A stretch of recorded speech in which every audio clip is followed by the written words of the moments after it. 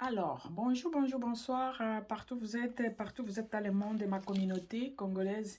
Je vous salue, ça va dépendre de l'heure que vous allez nous suivre. Salut. Et puis le bonjour et le bonsoir, ça dépend des continents où vous allez regarder cette petite vidéo. Alors, Naeko Sala, une petite vidéo. On va essayer d'analyser, comme d'habitude, concernant cette histoire. Il y a Ruth Misamu, comment elle a répondu aux questions qui lui a été posées par Adrienne, première dame. Alors, biso tout Tolanda qui vidéo wana, il y avait plus de 1500 personnes en ligne. Tolanda qui vidéo wana, oyo tobande kozela, ba réponse ya Ruth Misamu par rapport à Mama Marie Misamu. Alors, toyebi ndenge histoire oyo bandaki avec pasteur Deniles. Ye muto aki ko bimisa ko tia penzo balobaka pétrole na kati ya moto. Toyebi ndenge bato babande koloba depuis longtemps, bato balobaka ebele mingi. Et c'était une des causes ya liwa ya mama Marie na biso Misamu dire ya ba congolais koloba eza parmi parce que akufaki na tension na hypertension à ce que nous sachions. Donc ekoki kozala ezali pe moko ya biloko oyo ememaki ekoloba ya bato wana. Et puis quand elle passait dans les émissions, elle disait toujours ça, que bato ba préjijaka ye, et elle venait souvent se défendre. Mais cette fois-ci, moi à se défendre ezate parce que elle n'est plus avec nous, elle n'est plus dans ce monde. Tobande kozela biso nyonso réponse ya Ruth Misamu oyo azali mwana ya mama Marie Misamu oyo atika biso il y a plus de 5 ans lelo. Voilà, tokoya ko analyser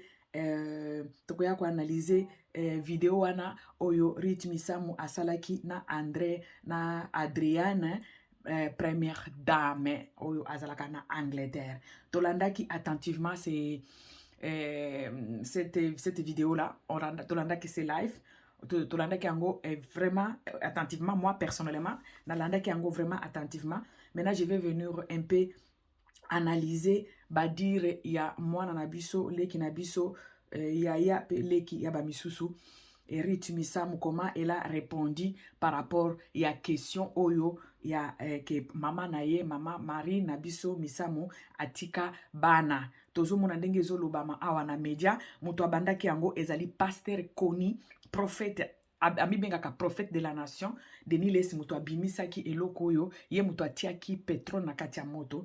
Tomoni bakroni papa, bakroni mama, bafongoli ba caméra na bango, bakomi koloba tous les jours concernant cette histoire. Oh, ezo sala pasi komona ke mutu akoki ko se défendre lisusuté, mais les gens sont là en train de faire des vidéos, en train de faire des lives, en train de parler d'elle. Et puis mutu moko te na batunyo so bazo le kabo sala ba vidéo azolo babola mouya sœur Marie.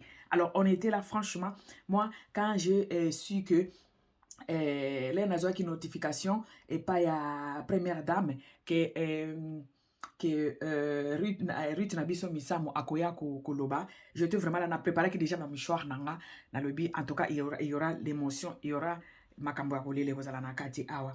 Alors Ruth Nabiso alekaki koloba, je vais essayer d'analyser maloba nae na kati ya vidéo wana basalaki na première dame.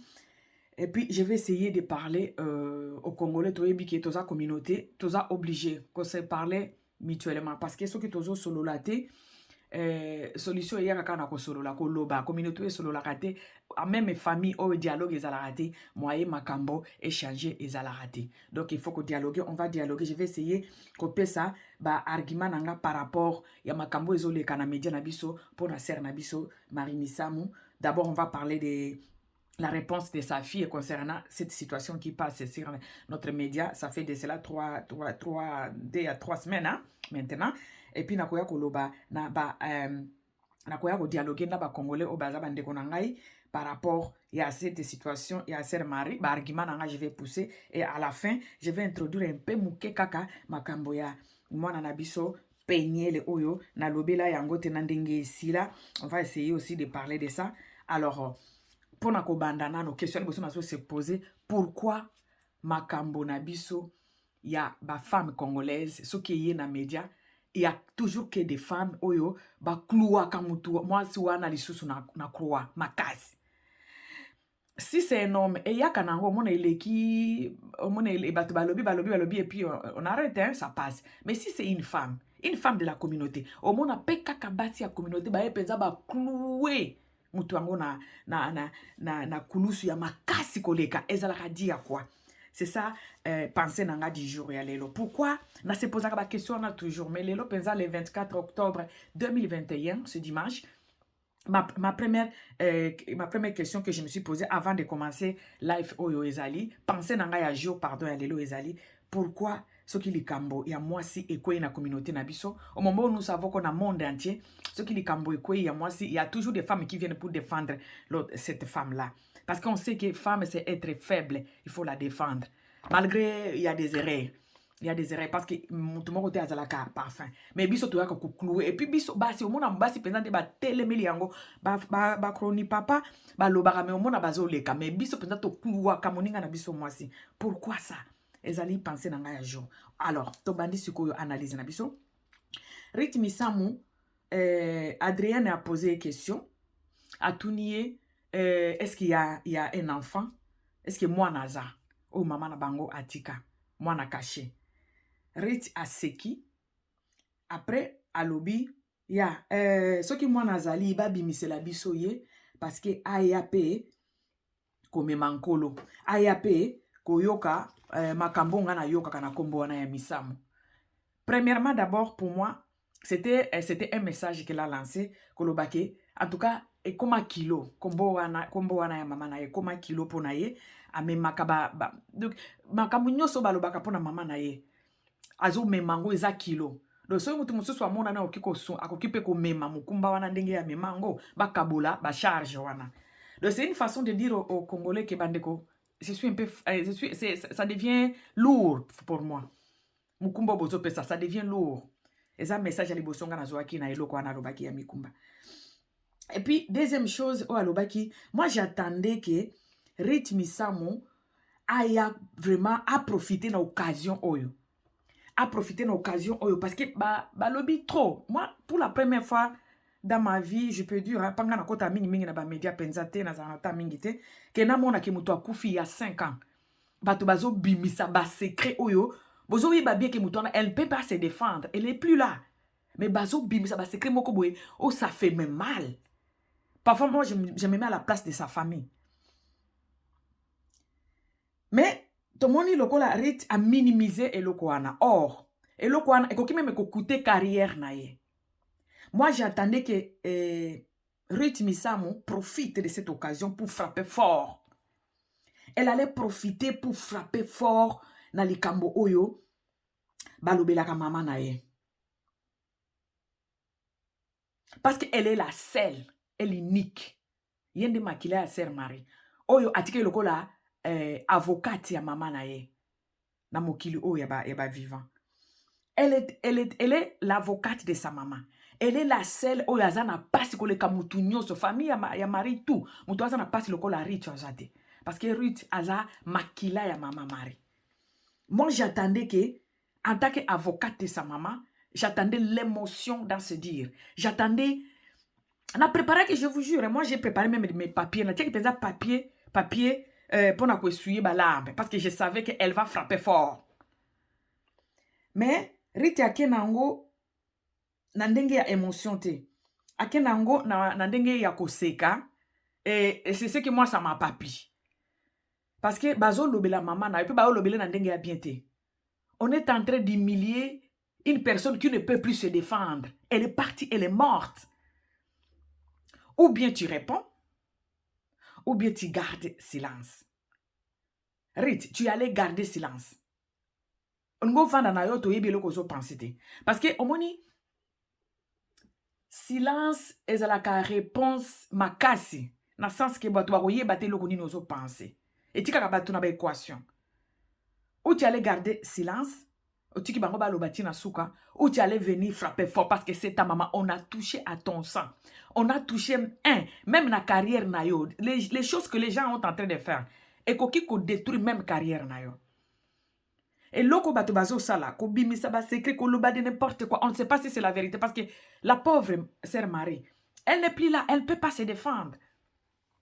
Et mutoazo yo ka passe ko le kabatutu na monde entier. Eza rythme sam.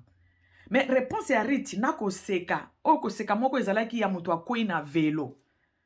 Moi, j'ai pas compris. Eza na bato ebele ba na talaki na ba commentaire bazo koma bino bolingaki aloba nini. Bandeko, balobaka on apprend par rapport à baerre. O tozo loba ezate ke to coaché yeke a sala ngunda ndenge na okaki mutu moko alobi ke boli bo pesa nene ba aider a sala ngunda te. Rit azwa place ya mama na ye. Donc Rit a koma star.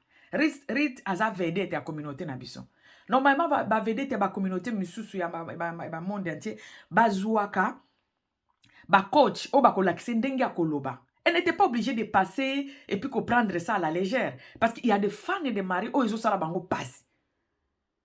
Elle allait répondre, elle allait frapper fort. Elle allait frapper fort. Elle allait montrer l'émotion. Elle allait dire aux gens que non, stoppez, stop. La dame là n'est plus là. Ce que vous êtes en train de faire, c'est moi qui est choqué. Ngande ezako blessé nga. Boyo kile ata mawa, elle n'existe plus, elle n'est plus là. Moi, aya ko répondre à ma question na bino ezati. Boyo kile mawa. Et puis boyo kile nga mawa parce que bozako tout mon la pota na kati nanga. J'ai perdu ma maman trop jeune. Sœur Marie n'avait même pas 45 ans. Marie avait, je crois, 40 ans ou 41, 42 ans. Elle était encore trop jeune. Donc, akufi trop mobeso, botika bozo sala nga passe. En tout cas, je m'attendais na ba parole moko oyo bien coaché. Mais c'est comme si ba benga ki rythme ba moko afungoli caméra na ye a comprendre que azolo bana monde entier, il y avait plus de 1600 personnes dans live wana. Il y a notre première dame. Elle allait frapper fort et puis koloba babiloko essentiel. Koloba stop. Ce que vous faites, ça me fait mal. Ils ont blessé nga. Ils allaient kotum la bapota. Ton vendigne, c'est pas parce que on vous respecte en tant que les fans. Mais bokende au-delà te. Koloba na rit boye, ezate ke koloba ke tozo coacher rite, to coacher rit, po aya ko répondre, lingi a répondre nini. Non. Rit aza déjà star na place ya maman na ye. Rit, il faut aye bak avant répondre à ba question ya ba boye. Parce que c'est loko ezo lobama. Batu bazo kota na ba life ebele ko yoka. Ndenge batu bazo bimisa na bana. Na ba photo ya bana.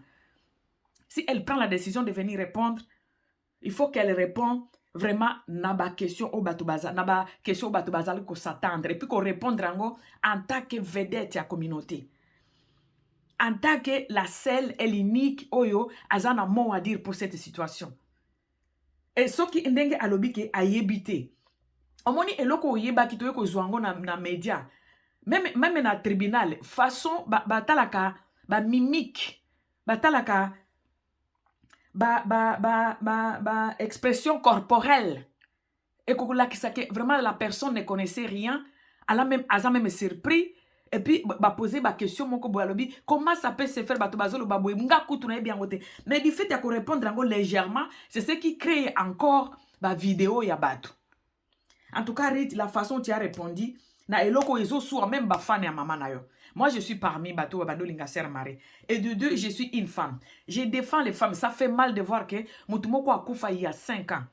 Il y a des chroniques maman et des chroniques papa qui se permettent. Il y a ko fongola life na bango. Bazo kundula makambo oyo esi la. Ba yepi bien que la personne ne peut même pas se défendre. Toza ko kamwango te pour la communauté na biso. Toza kana na eloko wana komi linga kaka yo. Donc égoïsme ezaka na kati na biso congolais. Donc mutu akotala ayebi ke émission nazo sala vidéo live nazo sala na obimisa ba secret oyo. Mais il y a des gens qui seront choqués. Mais comme moi je vais gagner 100 €, je m'en fous. Na oloba. C'est ça un congolais. Donc moko tozakana ki bo mototé, surtout na média na biso oyo. Oyebi ke eloko eko blessé, eloko eko ki même eko boma mutu. Eloko parce que omoni ko boma mutu zaka ko simba mbelité. Il y a des paroles. Oyo et tout ça comme tout libako et puis et détruire intérieurement et petit mutu emeni na liwa. Tout le monde n'a pas sœur Marie. Tout le monde n'a pas qu'on a besoin visa. Communauté tout qui mututi na niveau que aken ememi ti na liwa et puis ba tension ba nini akufi. Oyebi ke vidéo nazo sala live nazo sala no bimisa makambo kutu, ça n'a rien à foutre avec moi. Na yebi yango pe na maîtriser pe yango te me o sali live. Obimisi na ba photo ya bana bato. juste pour yo gagner 100 euros. Égoïsme ezalaka na kati ya media na biso ba kroni papa na kroni mama baza nango makasi. Mais bandeko nanga Rit il n'allait pas kotika baloba kaka parce que omoni Nzambe asala mokili na parole. Du fait que oleki au lobby, il y a ba kroni papa na ba kroni mama peut-être ba kokei koyoka. Ko loba ke bo stopper biloko yo bandeko, nous on ne connaît rien. Et puis Rit, tu allais avec beaucoup d'émotion, hein, tu allais t'adresser na bakroni papa na bakroni mama te po bango bakuraka derrière mbongo. Ça fait mal de voir parfois ba vidéo bato basalaka bazako fingana juste pour gagner 100 euros, 200 euros, 1000 euros na YouTube. Andimi il s'en fout. Égoïsme ezana katia ya communauté la biso makasi. Mutoa yango to mona même na mboka na biso mboka ezo avancer te pourquoi? Muto ba pesi budget ya ministère na ye. Ba pesi budget ya 20 000 pour na ministère mobimba ou bien 200 000 $ pour na budget na annuel. Il y a eu 200 000 wana. A monité que na 200 000 wana, il y a des gens qui vont nourrir les familles, bato ba kozwa ba salaire chaque fin du mois, bato ba kozwa ba prime. Il y a eu 200 000 wana akene ko sumba bandako na ye, mampango na ba maluku, ati ba concession na ye, tout ça là. Parce que tozakana ki égoïsme ki bo moto tozana ngote to mona ka soki nga naza bien soki nga ba futinga je m'en fous oyo baninga bakozwa oyo pas yo bato bakozwa derrière biloko no loba etala ka bisote. Et c'est ce qui fait que toyo kaka mawate parce que normalement communauté na bakroni papa na bakroni mama ya ba communauté mususu o ba réfléchiraka makambo oyo ya sœur Marie e okai kozwa ba ampleur ote. On allait dire non, to stopper. Parce qu'on ne peut pas que tout comme toi à koufiter, à se défendre. Et qui pourrait nous donner Elokwana Ezali Rit? Elle allait venir avec les émotions. Moi j'attendais ça, Narit. Ba émotion pour le babande konanga bolimbisa. Makabo biso to yebi angote. Et puis Rit n'allait pas s'adresser même na ba kroni papa na ba kroni mama. Rit allait s'adresser na pasteur Denis Les.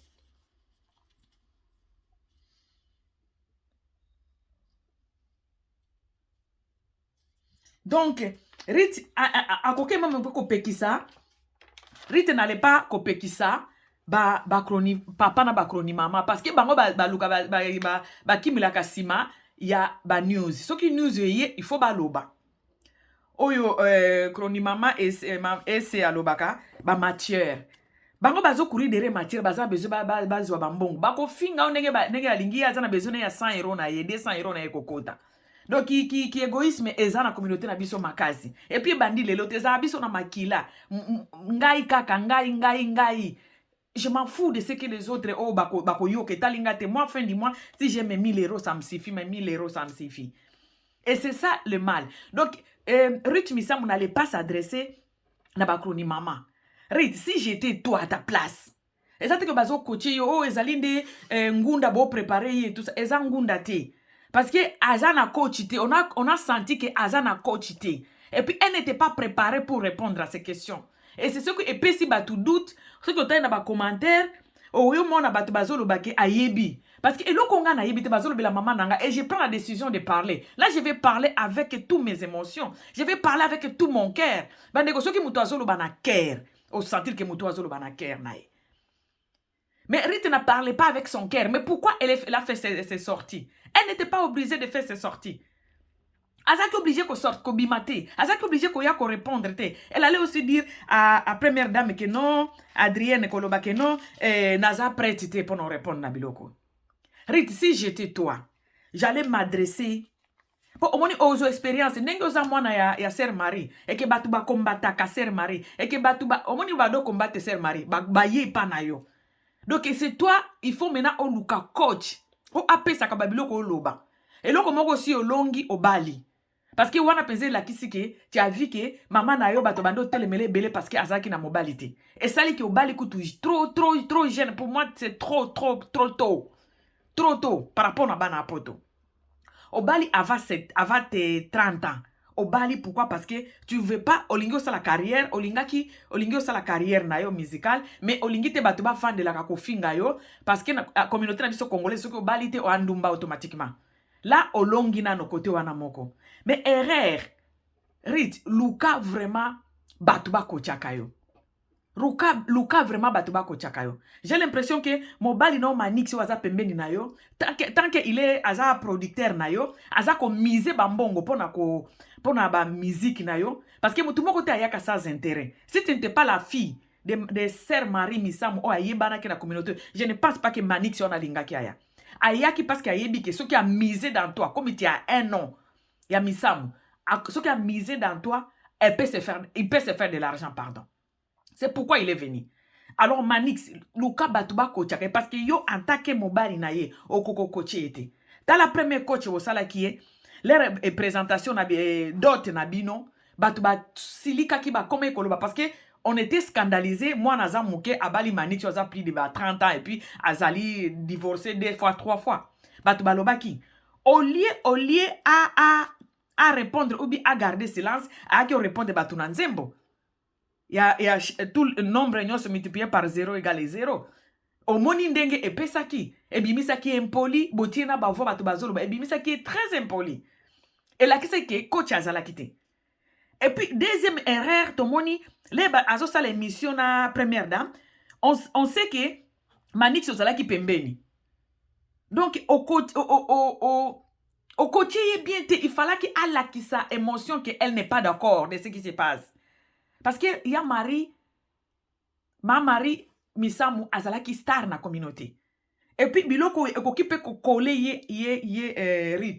Le Rit il faut apprendre en au sérieux. Ya ko sekate.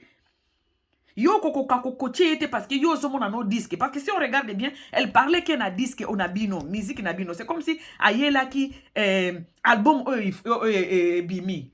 Ayaki ko sa communauté makambo album. Or album wana po Simba, il fallait qu'il a calé dans nos côtés wana. Il fallait qu'il a soigné côté ya maman na ye. A lobelango vraiment. Avec beaucoup d'émotions et des mots oyo ezali bien placés. Pas avec sourire ya muto akoyi na vélo, non. Donc Manix ozo mixer pour na Rit pambate parce que tu sais qu'avec elle, kombo wana ya Missamu alati, okoki ko se faire de l'argent. Alors, cherche coach. Ceux qui sortent na ye azalaka na coach parce que des fois bosali sorti ya nzembo wana nombre se multiplié par 0 et 0 et tout ça qui batuma baku na réponse wa eko pesa parce que bozo bosana loko moko Sœur Marie azada jean azana ba fan belé akufa ça fait 5 ans mais kombo na ye bimaka et sila na minoko batute toyoka banzembo na ye na ba voiture na bandako. Donc c'est une vedette de notre communauté. Moi na ye azo représenter ye bo bimaka sans kozala coacheti. Rit, na place, non, ce que moi je pourrais faire, c'est quoi? Omoni, muto abandi makambo, eza kutu bakroni mama, tena bakroni fwa, papa, te muto abandi yango aza Denis Les. Denis Les aza prophète munene amboka na biso. Denis Les, batu babandi omo na ye na Sœur Marie. Mutu oyo falaki o s'adresser na ye. Kolobate ke o na yebi Denis Les et puis o seki esili. Non. Tu allais t'adresser na Denis Les. Tu allais appeler mutu oyo asalaki na Denis Les émission wana. Vincent Chilouzi. Au bengi Vincent. Au ebisi Vincent, je vais répondre na Denis Les. Po bakroni papa na bakroni mama, bazo lukambongo na YouTube, bako yo kayote. Ce que bisi bango ba arrêter ba otikate. Il fallait passer par même canal. Il y a Denis Les et puis au solo na Denis Les. Au bengi Vincent Toulouse, au ebisi Vincent Toulouse, naza na besoin na leka et pas na yo pour na ko répondre papa Denis. Ba coaché yo, tu viens au laki, c'est que tu parles avec ton cœur, que les paroles que tu es tenté de faire sortir, ça sort dans ton ventre. Et zo bima na kati na yo, na kati a libomu, na kati a estomac, na kati a cœur. Et puis, comme un enfant responsable qui défend sa maman qui ne peut plus se défendre. Moi, nous allons défendre maman, maman n'a qui se défendre parce qu'elle n'est plus avec nous. Oye na maloba ya bongo. O bengi Vincent Chilouzi bo sali live, o lia koleka na bakroni mama ya poto, o bengi Vincent Chilouzi, et kozala na moi impact mususu. Parce que oyebi ke Denis Les akoyo kango. Tu t'adresses à Denis Les, obi Denis Les. Omi benga ka prophète de la nation.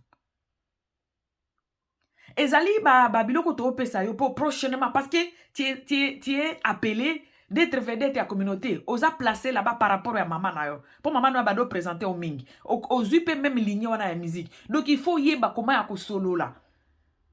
Parce que eloko yo sali Et bimisi est affecté sous bateau. Et bimisi sous bateau, babandi koloba sous ebele. Oh, tu allais arrêter cette hémorragie. O bengi Vincent Chiluzi, kroni papa o azana Kishasa. O yo place Denis Lesi ayaki koloba. O bandi ko s'adresser maintenant à Denis Lesi. Olobi Denis Lesi, ozali prophète de la nation d'Engolobaka. Les gens te voyaient avec ma maman tout le temps. Papa Denis, ce qui yo yebi vérité moko. Pourquoi tu n'allais pas m'appeler moi, la fille aînée de maman Marie? Tu allais m'appeler moi, oyebi singa, ce qui au moni ki pananga siko esimbite. Nde siko koki koya nango na media. Mais comment se fait-il?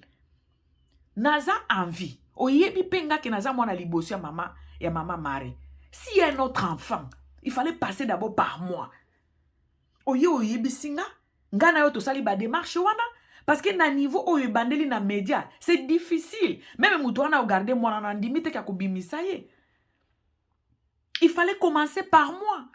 Papa Denis, il fallait bandela e pananga oyebi singa ngana yo siko to sali ba démarche wana. En tant que serviteur de Dieu, est-ce que loko oyo moto oyo ko pelisa na kombo ya muto olobi azalaki confidente na yo. Na kombo ya muto olobi azalaki ami na yo. Pour le moment, akoki ko se défendre te. Oya ko bimisango na émission Papa Denis. Est-ce que trouver un normal? Moi, à mon niveau, je ne connais rien. Papa Denis, appelle-moi tout solo la makambwango.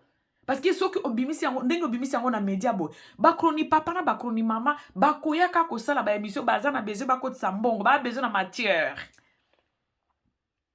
Papa Denis laisse toucher elikambo sali et blessé nga. Parce qu'il y a des choses où c'est pas ça ka. Ezali kambo ya mutu batu. Bolobi bana, babombani. Bana, batu, do baleki nanga. Papa, il fallait passer par moi. Et puis osali appelle na batu parce que ba église wana na mboka na biso eza quand même structuré. Baza na ba président na bango. Baza na batu oyo baza ba kondi. Osali appelle na ba chef ya ba Denis Lesi wana. Do ba o ba représentaka ba église protestante, ba église de réveil na mboka na biso. Tu cites même leur nez. Non, papa. Boye biselanga papa Denis qu'il arrête ce qu'il est en train de faire. On ne peut pas salir quelqu'un oyo azay suna bo moïté. Et quand vous salissez ma mère, vous êtes en train de me salir. Et puis bo tout sanga mabaku. C'est une femme, elle n'est plus là.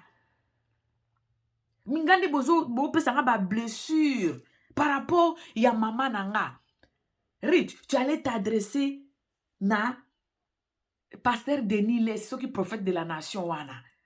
Oyebisi papa oyo sali o tout singa mabaku yaya. O tout singa mabaku papa. Si réellement ma mère était ta meilleure copine ou confidente, tu allais me chercher moi sa fille. Ngana oto ngeto lukabana wana. Mais na media bo eza ko salire na muto akufa na ko baby sa carrière na nga. Parce qu'ils ont battu mususu bazalaka faible en esprit akoya koloba oh c'est que batu yango bazaka boy au monde ekoki ko baby sa nga na carrière on a bandi déjà sika. Je ne connais pas la communauté na yebi likambo te. Ko loba na rich boye ko pesa ye conseil wana ezate ke tozo pesa ye oh eza comme pesa ye nini ba élément pona ko sala ngunda te. Elle doit apprendre à bien parler na public parce que aza déjà une personne publique.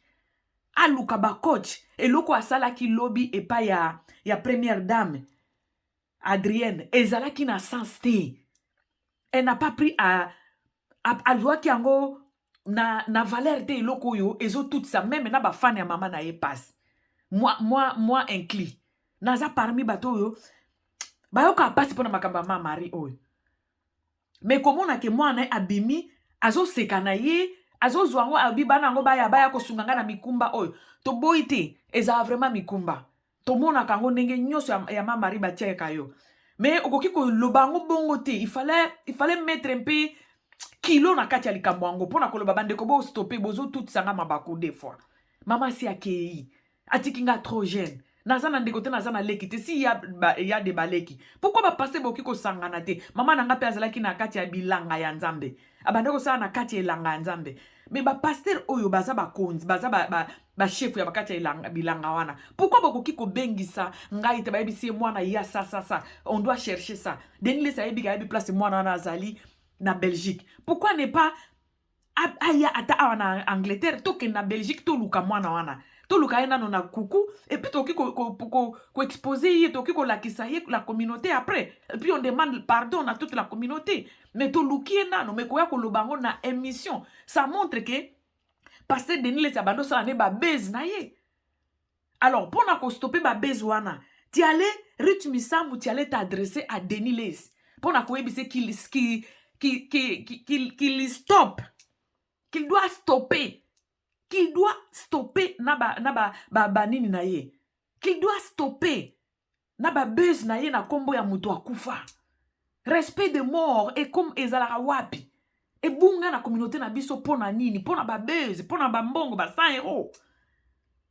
Tu t'en fous na biloko eko komela batu na pasio batu ya bakolo famille bakoyoka et yebiso eloko te biyoka mbongo. C'est de cette manière que tu allais parler, ça allait toucher les gens. Mais Ndengo Bande ko répondre ça et toucher Moutouté. Et toucher Moutouté. Il fallait qu'il rite au rappeler même bolamu ya mama na yo abini sabino ayembi sabino amema bino na présence ensemble. Même na reconnaissance muke wana bandeko. Tout est là tanase. Et surtout que vous savez qu'il y a quand même un enfant atiki mwana. Boyebi ke mwana zalaka parti ya moto. Boyebi pasi onga na zoyoka ba mama nanga na ba papa nanga. Boyebi pasi onga na zoyoka. Mais mingi fallait s'adresser na Deniles parce que Deniles mtoye na eloko oyo. Deniles n'allait pas passer na une émission yo yebi ke mutu atiki mwana. Yo kende kolobango na émission ya kroni papa moko boye tu te mets sur une chaise et puis tu commences à parler na avenir ya mwana mutu. Oyo azape na fitir na ye ezana no ebele soki alobi mwana wa soki azana 11 ans soki 14 ans soki 16 ans le azana avenir mulai liboso comment okyo lo bango kana na légèreté nyoso na plateau bakoni fati pe bakoni papa na bakoni mama pe bayoka kati ale ba mezu yango bakyo sa lango ba analyse. Donc dans tout ça là promoteur ezali Deniles c'est à Deniles que tu allais t'adresser avec ton cœur parce que cette histoire et koki ko jouer na carrière na yo. Peut-être ton mari Manix ne comprend pas ça. Et l'autre est qui joue na carrière na yo. Et qui joue na carrière na yo. Il faut tous à la claire na maloba, il faut à la claire na maloba na yo. Ou bien tu viens au sali sorti na yo au lobby. Bien préparé là, tu parles à Denis. Ou bien tu gardes silence. Parce que silence est à la fort. Ezalaka réponse ko leka ba réponse nyon sokutu mutwazo ba eloko tikali ko penser te.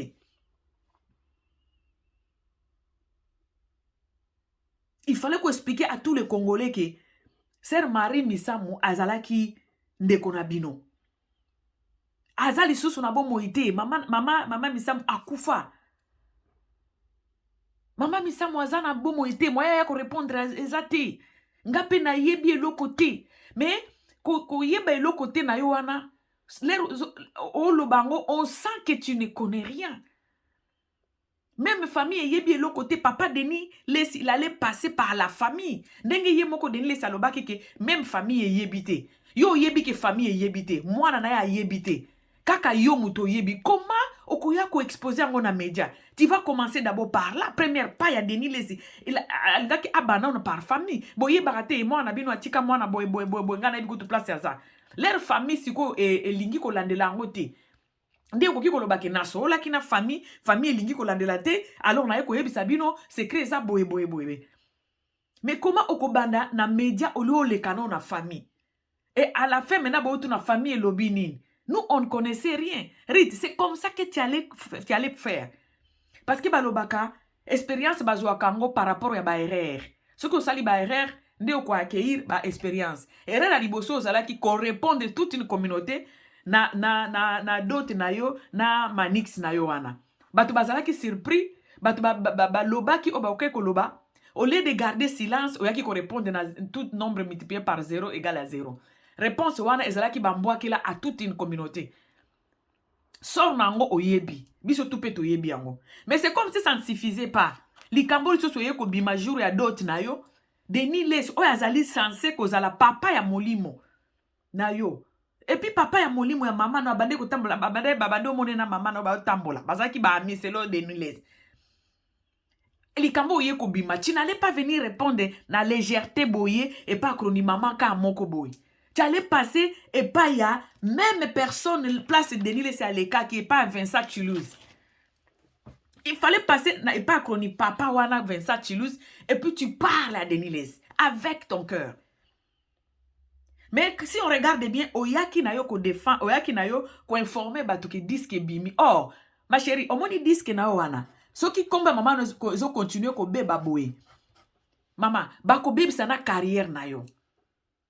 Bako na carrière na yo bako bebisa parce que Congolais sakanarati.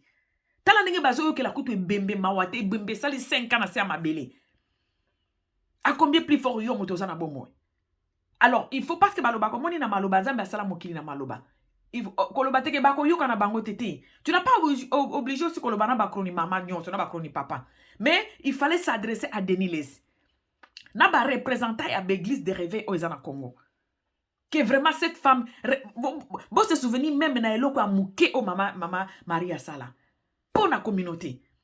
Et bato bando kota na présence en Nzambe. Ti lelo bato ba kota na présence en Nzambe na banzembo na ye. Même na eloko amuke ona bo lamu ata moko ya mama wana. Que to continue ko salir ye. J'ai écouté ba maman ba kroni maman mchuso bazolo ba poni bozolo ba keto tika moli mone vanda na kimia bongo bas bolobela ka ba Saint Joseph te ba Saint Marie te bango nyoso bakufa ba Abraham te ba Moïse te bakufa bandeko ba Abraham ba Moïse wana balobela bango na ndenge ya mabeta mutu toyebi pe na culture na biso mutu akufa ata azaki na mabendenge nini parce que ko se défendre les sociétés baluka ka bola mune moko boy balobeli yango na Bible mutu moko te balobaka mabe na ye azata balobaka bolamu ya bato wana à part Judas oya abwakisa Jésus mais na suka pe baye ko défendre so balobi ke ami djembi kaka kende ko zongisa mbongo pona ko défendre moi muke soki relema bolinga kaka ke bolobela kata muto akufi soki azana mabe bolobela ngo mais na ngena sepela ke bakroni mama na bakroni papa bolobela nano musée akotisela biso ba Rwanda ndenge nini musée yango pe bakunda ye pe soki combien d'années yango depuis 2000 soki 21 pourquoi bosala ka ba analyse pona musée te mutu kuto abebisela biso mboka tibo ya akotisela biso na ba Rwanda comment okende ko signer ba pacte comment okende ke ko ndima mwana o azaya yote po ya ko bebisela biso Congo to sala ka pe ba analyse ya batu wana c'est très important. Si ko oya ser Marie oyo to fan de la kosala ba analyse juste parce que Denis Les alobi to yebi pe bien que Denis Les akoma na mutu ba base. Comment to ko vendre la ser na biso boye. Oyo quand même amema biso na présence ya Nzambe na banzembo na ye. Et c'est pour monnaie pour na ko bimisa biso ba nzembo ya bien, ba clip ya bien. Quand même pour na bolamu wana tamuke. Eza eloko oyo rythme samu il fallait que a rappeler biso. Mais tellement que abali mobali oyo azana assoiffé ya mbongo ayebike na kati ya rit ya un an de mwisamo do azana besoin disque na bango etekama azo yebise aniye kutu makambo nyonso asala kutu alizio makambo ya mama na ete aya kolobela parce que si tu regardes bien Ruth Misamo ayaki ko présenter disque na bango bato ba consommer or azo bosa na yena manix na yo wana bazo bosa na ke na actualité oyo na news oyo yako humilier mama Marie Misam et ko kipe ko kwisa Rich, tu dois être forte, tu dois tout le temps défendre ta maman. Luka ba coach ba l'action ndenge ba l'action ndenge ba vedette ba lobaka na communauté. Tu n'es pas obligé d'injurier, tu n'es pas obligé à kobima impoli. Mais parle avec ton cœur quand tu t'adresses à ta communauté. Parce que batu basomba kayo ezaka ba communauté. Batu bakosomba pe musique no ezaba communauté oyo. Tout nombre multiplié par 0 égale 0 ezaki réponse te. Alors moi je comprends que obane ko éviter au kwesu na même erreur wana te ya ko répondre na communauté. Yango lobi soki bazaba ya te. Ceux qui banana baza baya ko sunganga na kilo o ya misam. Oui, on a compris ton message. Par rapport à kilo ya misam. Mais tu n'allais pas prendre ça à la légèreté puis ko sekanengo bando sekawana. Parce que ça peut coûter même carrière na yo. Et puis baza ko tout comme o basi bakundi. Et toi sa fille, tu es l'avocate de ta maman. Il fallait vraiment parler avec ton cœur. Et puis prendre du temps pour qu'on réponde na place wana. Au salakino en passant. C'est comme si parce que ton bando ka mungongo ya mutoza ki pembeni na yo. On suppose que c'est ton mari qui était à côté de toi parce que tu kobalana. Et puis c'est ton mari à cause de pembeni na yo. Donc à côté yo bien te. Première erreur c'est là qui a nombre ne se multiplie par 0 égale 0. Réponse wana ezara mabe. Ko répondre de communauté. Oh yo pe ya ko lekisa la légère et loko yo esali des semaines maintenant. Et puis, Moutou Abimisi Yango, tout un grand pasteur qui s'appelle un prophète de la nation, ya Congo. Yé Moutou Abimisi Yango, tu allais t'adresser à cet homme de Denis Lesla pour la dire que stop ça. Tu as des enfants. Regarde ce que tu me fais. Et loko zo salanga le quoi ba o salango moi na o Denis Les. Si réellement il y a des enfants cachés, tu connais mon adresse. Tu connais mon mari. Tu connais mon oncle. Ceux qui désiraient. Passe par la famille. Parce que Marie quand même azala qui mutu koni vedette à communauté nabison. À ça la époque naie, elle n'est plus avec nous. Alors okoki ko salir yeboyete si y a quelque chose passé par nous. Nengo lobi ke biso famille to yeba kite. Papa Denis fallait m'appeler. Numéro nanga ezalaka na YouTube nanga. Fallait m'appeler, j'ai à te dire Ruth.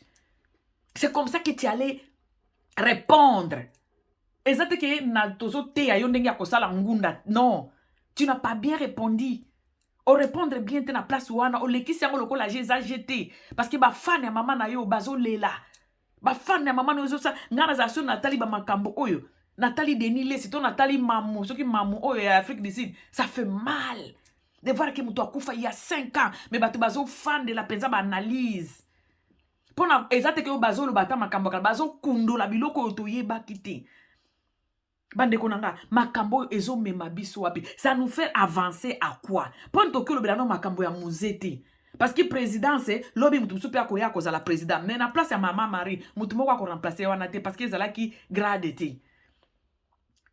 Président na biso oyo akufa kutu atekela biso mboka ayela biso ba Rwandais. Pourquoi to sala ka ba analyse pour po bolobi ke il faut to lobela ka ba mort. Il faut te le belaka mort et à koufi bongo et salini ni soki asala ki mabe faut te le belango. Mais muto asala mabe kutu koleka musée zate ye quand même atike la biso ata banzembo. Oyo e kotsaka biso na bonzambe e memaka biso na présence ya nzambe. Batu lokola ba musée batike la biso nini a part ko la biso bana bazana mituna makolo tout ça bande ko makamba ko lobela bana ezalaka trop fragile. Musée ataki kondima biloko andima lelo to memangambo.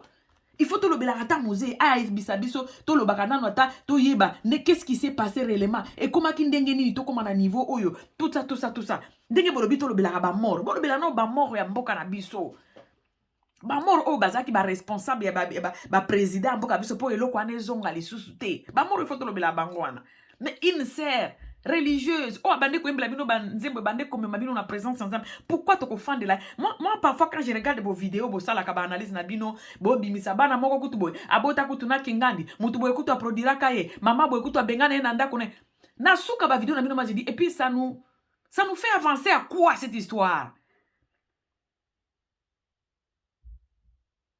Siko, bolingi boye ba vérité wana, oyo ezaki caché. Pour que ça nous fait avancer à quoi? Pour que ça nous avance à quoi? Pour que ça nous donne quoi? Vérité kout oyo ya clair eza o nazo bisabino ya musée l'oracle désiré. Ndeto uluka to kyo linga penda to yeba. Po yango e bombela biso mboka. Po yango lelo mboka na biso koma poussière. Po yango lelo to yeba kutu te soki mboka wana existe ka soki e komi prolongement ya lifelo to yeba te. Et le mort auto qui banda ko tuka kam kono to yeba makambo asala ki zanini eza musée l'aura désiré Kabila. Mais ya Marie nous a laissé des œuvres. Ba œuvre yango to consommakati lelo. Mais qu'est-ce qu'il y a dans les têtes des Congolais? Bino tu boyebi ke lelo bo komi ko lobake Denis Les akosakate. Bande konanga Denis Les kaka o bozolo ba akosakate wana. Boyebi ke aza warrior. Denis Less wana aosa ba buzz na ye. Denis Less akomi ko boaka kutu bato mabanga. Denis Less azoluka ba buzz bandeko. Tozwa katan ya ko réfléchir, est-ce que loko no sala? Est-ce que za pona ko tuka moninga te? Est-ce que lobi soki basali yango na mama nanga tu papa nanga akufa, est-ce que ko sala nga bien? Moi la question que je me pose tout le temps, soki natali ba vidéo na bino ba analyse bo bimisa ba koko na ba ndeko na ba nani na ane mama Maria yaka na poto na ndenge ba bengana e pa mama kiika na ndenge obiki na suka. Moi je me dis après ça nous fait avancer à quoi? À part muto asala ki live wana bokoti kuna boke kotala ye fin du mois 800 € ya YouTube. Ça nous fait avancer à quoi? Ezo pesa biso nini? Ezo pesa biso nini? Parce que bandeko to sala ka eloko. Yango moni moko na kota nanga mingi na YouTube na biso te. Omona muto sala analyse otali bande te suka. Tu ne retires rien. Osa ko obtenir eloko ti. Moi je déteste ça. Même mes films, si on a la film, to série, il faut na bima na eloko moko to na otanga livre. Il faut eloko moko etika na kati nanga.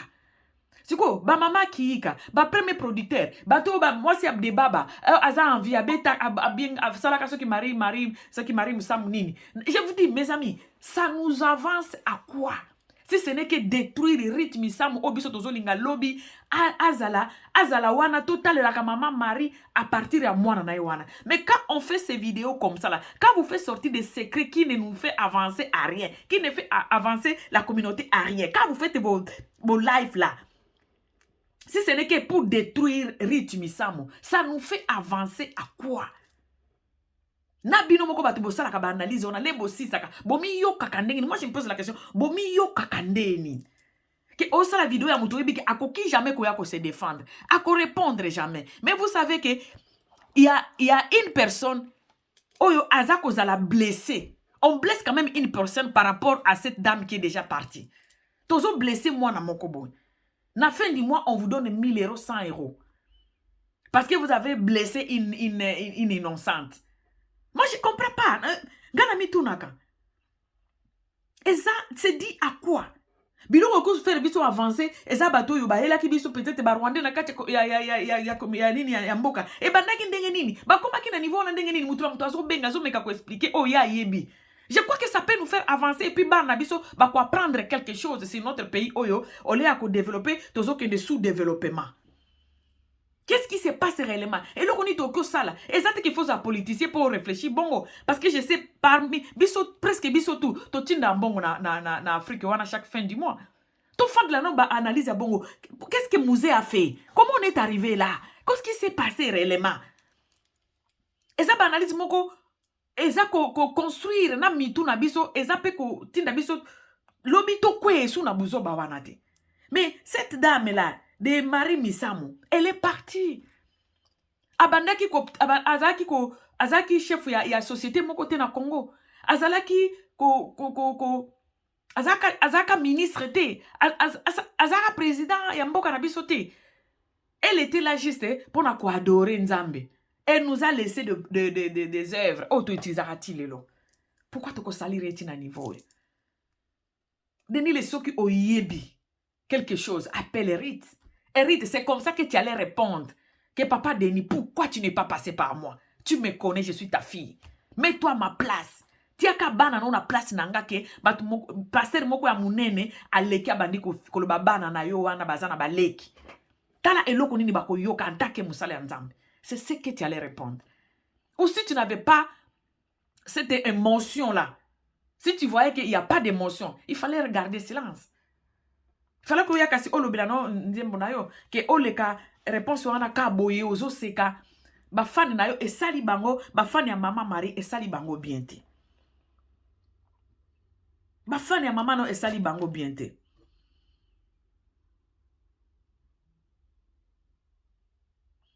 Ba fan na yo na ba fan ya mama na yo Ruth et sali bango bien de façon au répondre na ilo kwa. C'est comme si tu es venu répondre, tu es venu présenter Nzembo album yayo na Manix. Bon, en tout cas, nga na comprenate likambo na communauté nanga so likambo ezali pona mwasi. ya communauté na biso ezalaka basemisaka yango na ndenge moko boye baolinga esila te na bana mibali et puis ce qui est grave na bana basi nayebi te soki na communauté na nga toyeba ke mwasi aza être faible azalaka défendi pe azalaka défendi kaka pe par une autre femme. Mais okomona penza basi bazo semisa likambo ya mwana mwasi na mibali kuto omona batiki na bango. Mais si tu vas voir que c'est une femme qui azo kundula kupenza kukundula, c'est comme si toyebi te ke na monde oyo basi basala ba association juste pour na ko défendre baninga na bango basi. Ko défendre na buzo bate neti oyo mutu azali na aza incapable à répondre bino. Aza na incapacité à répondre bino. Boko ki koloba nyoso Marie ayebisa kinga boy. Marie misa mo ayebisa ngana lobate. Marie misa mo atika ki bana boy. Marie misa mo abota kina kingani. Est-ce qu'il y a koya ko répondre bino? Non. Mais pourquoi il n'y a pas un groupe de mamans qui viennent dire non? Vous devez arrêter ça parce que boza ko salir muto asi akufi et surtout que c'est une femme. Biso so toyebi bato bakufa ka place bakenda te. Qui sait que maman Marie misa mo place aza aole na makambo to osalaye? Qui sait? Bolobi, batu bakufa, batu ya Bible balobela kango pani baloba ba Joseph, ba Abraham bakufa bazana bomo ete. Bande konanga na mona place balobela ba Abraham na ndenge ya mabeti. Toyebi biso nyonso adage wana na communauté na biso, na culture na biso tolobaka mutu soki akufi balobela ka bolamu na ye. Mais comment bokanga mina mwana mwasi bobimisa ba secret pour faire avancer biso na nini? Likambo ya mwana caché bande konanga babimisa yango na media boete parce que ezalaka facile te ko récupérer mwana wana. Moi je connais des familles où panzana pour na likambo ke mwana penza aboti nga epa ya tata mwasi na biso mwana na ya mwasi abota na ndako azaka na 16 ans babangi ko bimisa mwana wana bakosi mama azui mwana wana bazongisi mwana bango na classe. Mwana wana akola na baninga na ye na kati ya famille. Baboyi ke eyebana ke mwana na ye mtu aboti. Mais komaki na ba âge moko batu moko babetela mwana wana lisolo ke mama wana za mama no za koko na yo. Lere baki koyebisa mwana na bandeko nanga. Mwana wana akima famille atomboka asilika na ndenge moko ezalaka te. Akima famille ti lelo ba place ya kenda te, ça fait 10 ans. Likamwana baloba ngo ka pona koloba boete babanda ko na babanda kango na famille et puis Denis les attaquer mukolo attaquer sage aza quand même pasteur ayebi di loba nzamba ayebi bien ki makamba mwana bayaka nango na nini te bayaka ngo boye na média te na émission ka moko bozo salo bandiko ba sœur Marie ayebi saka ngabo et ça sabotage. On est tenté de saboter une femme devant toutes les chroniques maman tout et puis boza wana et vous acceptez ça bino pe bobakisi ba mungu wana ba pilipili. Et vous savez que vous mettez en place à rude. Vous savez que c'est pas normal. Mais comme vous avez besoin de miette à YouTube, il y a miette à publicité YouTube à tchaka na vidéo na bino bo betaka inerde c'est bo ça ba live des mais na publicité à mikende YouTube azo bo la bino ba miette, vous acceptez d'humilier un enfant de quelqu'un. Parce que muto aza humilié pour le moment, c'est rude. Atali sumango Sœur Maria Salatina niveau haut. Tout le monde sait que pasteur Denis les asam te ba buzz. Mais les lobino tout boboy que Denis azakana ba buzz te. Denis akosaka te. Denis alobaka vérité. Les lobondimi yango que Denis aloba vérité. Ba kroni mama. Na bato ba bengaka. Aujourd'hui vous acceptez que Denis azam te mensonge le souté. Juste parce que c'est Marie, votre sœur. Bandego to lingana solo. Vous savez, j'ai remarqué une chose dans la communauté na biso likambo ya mwasi et donc to semisa kango muto linge katate. Tala ndenge ba mama ba finga Nicki Menga. Tala ndenge ba mama obige parfois moi je me demande waouh. Une maman qui dénigre notre maman à niveau zéro a fongo le président caméra na o dénigrer ka mwasi. Maman Nicki akosa zemi te aza mama bana fali. Un peu de respect. Mais la communauté na biso biloko anezala te. Tala niveau bo dénigra pénel. Surtout dernièrement et le quoi présent na tala ki ango bono bino na olobate. Batrique pénel mais on a vu de maman qui appelé pour na ko finge pas ko fax kuna na pas bo finga pénel ba mama na ebité ce que ça ba mama ba kufa to ba mama ya bomoi ba mama pesa bo vandi na poto bo ebinenge ba association eza bebo na poto awa ya ko défendre basi. Mais si c'est votre sœur dans notre communauté, surtout o ayeba ni kamuke, bozaka bato liboso obenga kofinga. Ngana kopena eloko wana ti. Tina niveau bo finga riti ya salinini. Riti ya salinini. Aza mwana muke, kutani baye komemise kilo ya ser misamu. Aye komema mukumba ya ser ya mama na ye. On peut que l'encourager. Et puis, qu'on ça y est, bah, hello, ça va aller. Allez, avance. Place où répondre bien, qu'on que la communauté, parce que la musique que tu fais, c'est la communauté qui va consommer, qu'on que la bangote. Mais il faut savoir répondre. Luka coach. Qu'on réponde, bah, kroni papa, na kroni maman, te bango, baza, on a pour un business, na bango. Baza, on a besoin de matière. Et là, bah, essayer de Panama. Baza, on a besoin de matière. Moutouyo, koki, kote, les pasteurs. Tout un pasteur na akwiko lekiselo kwana ya kwa ya mwana ba pesi mutu mususu mwana na akoli na mutu na ye mama akoli sakaende mama na ye okuki kwa border ngo na mediate Rich avance on est derrière les mamans, nous sommes derrière toi. Mais au moins ba mama de bazo benga azo kosa aza mutu alukuta aza na ebité. Elle était trop jeune, même ça qui est mukumba ya maman, c'est lourd. C'est lourd pour elle. Aïbina on tendenge vedette ba répondaka. Donc Manix dit faut au look la yo ko utiliser ka ritude pour se faire l'argent. C'est bien, c'est bien par rapport à combo ya maman na ye. Mais cherche un coach. Un coach à keso ka linga bima parce que ce qu'elle a dit c'est dit n'importe quoi. Alors, il n'y avait pas l'émotion. Elle allait frapper fort. Parce que c'est sa maman. Elle allait frapper fort. Alors, arrêtez les Congolais. Souviens-vous de cette dame. Abini Sabino. Aningi Sapoto. Ah, on a musique na ye. Abini Sabino. Azong Sabino la présence ensemble. Même pour ça. Et puis papa Denis, tu connais mon numéro, il faut m'appeler. Parce que ngande ozo blessé, carrière ngande ozo tuka, ozo bebisa. Sœur Marie akoki ko défendre, akoki ko loba oui ou non te makambo ozo raconter. Ozo loko ozo samba na muto akufa papa Denis. C'est ce que Rita allait nous dire. C'est ce que moi j'attendais de Rita Misamo. Muto akoche yo Luka Manix, oza na mbongo ipare hein. Luka la po yo muto produira karit. Ndenge olingi Rita sa ela mbongo. Luka coach. Abima lisusu boete, azala préparé. Elle allait garder silence, allait être mieux. Moi, j'attendais qu'elle parle. Quand j'ai vu que Azoya et pas Adrienne, première dame, na tia ki kutuna mouchoir déjà, likolo à table na lobi, waouh. Rita linga lobe la biso, mais il y avait rien. Maman, ba ko c'est la maman no makambo, eloko yo yebite, ezala solo, ezala vérité, tu connais pas. Oyebi mwana wana te. Tu dois, il faut ba mona wana ba mimique na yo. Il faut mona na ndenge parole ozo bimisra kati ya libumu. Mais Rito, tu n'allais pas rigoler, ndenge bande ko rigoler te. On n'avait pas besoin de ça. Parce qu'il y a des vraies femmes à maman na Bazali. Et il y a des femmes qui défendent d'autres dames, d'autres femmes dans la communauté Baza. Bak c'est pelité.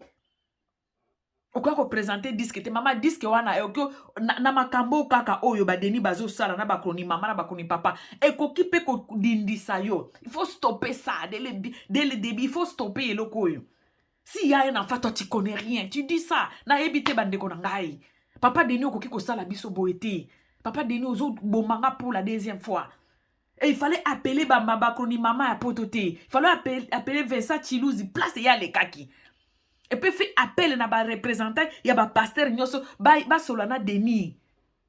S'il fallait que obenga ta ba maman Denis na ba maman Olive ba maman na bino bobenga kana kishasa ona po ba ebisa papa on a dosé. Eza likambo ya mutu ya mwana, eza blague te, eza mutu. De ba solo la kango na famille, ba solo la kango na média te. Eza ba buzz. Mais toi tu peux pas venir répondre na ba buzz, avec d'autres buzz. C'est ce que tu as fait, Ruth. Cherche-toi de coach. Bako coacher très bien. Ou défendre maman parce que tu es la seule et l'unique qui peut défendre cette dame. Makilo ezo koulé dans zoto na yo et uta ke pas maman Marie. Famille oki ozala mais bako kiko défendre maman Marie lokola yote. Ba oncle no désir bako kapasi mais oyo zo yo ke leki batunios. Alors, apprends à répondre dans les médias. On est obligé de finir tout parce que Batouana ne ba commission bastar, Batouana ne ba commission place ça. La même communauté.